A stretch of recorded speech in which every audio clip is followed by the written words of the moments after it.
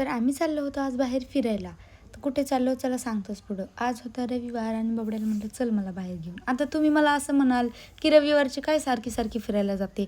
तर हो, माझा पायच घरात टिकत नाही. तर जय भीम मित्रांनो, मी आहे चैतू. स्वागत आहे तुमचं माझ्या आजच्या मिनी ब्लॉगमध्ये.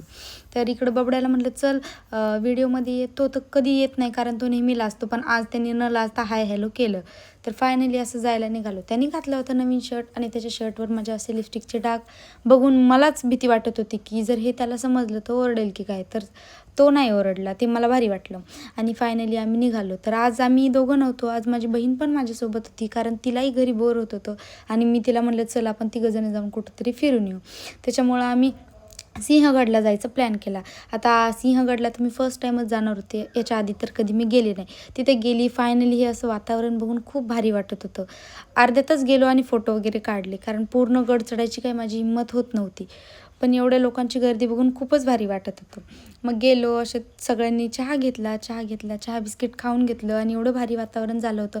पाऊस तर सुरू नव्हता, पण आम्हाला वाटलं आम्ही भिजतो की काय. पाऊस नव्हता, छान असे धुके वगैरे पडले होते आणि खूप सुंदर वातावरण झालं होतं. तर ह्या मावशी अशा थंडीमध्ये हे सगळं काय विकत होत्या आणि यांच्याकडे दही आणि ताक हे पण होतं. आता मला वाटलं की थंडीचं दही आणि ताक कोणच घेणार नाही का, पण नाही, खूप लोक होते ज्यांनी दही आणि ताक घेतलं. तर असो, प्रत्येकाची आपली आपली चॉईस. तर हे पोरं इथे खेकडे वगैरे पकडत होते आणि पूर्ण गडावर खूप सारे खेकडे होते. आम्ही यायच्या आधीच इथे पाऊस होऊन गेला होता वाटते, कारण पाऊसच नव्हता आम्ही गेल्यावर, पूर्ण बंद होता.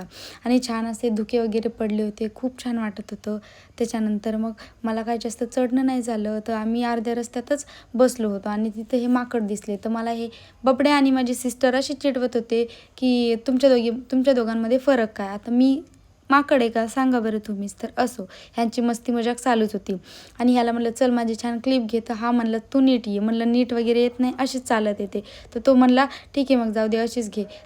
तर त्याने अशीच क्लिप घेतली आणि घरी यायला निघालो. घरी येता येता मग पल्लवीला म्हणलं चल थोडा चहा वगैरे घेऊ. तिने चहा घेतला आमच्याबरोबर आणि मग ती मला म्हणली दीदी मला घरी सोड. मग तिला घरी सोडलं आणि आम्ही दोघं जेवायला आलो. आता तिला जेव म्हणलं तर ती नको म्हणत होती, ती म्हणली दीदी घरी जाऊन जेवते.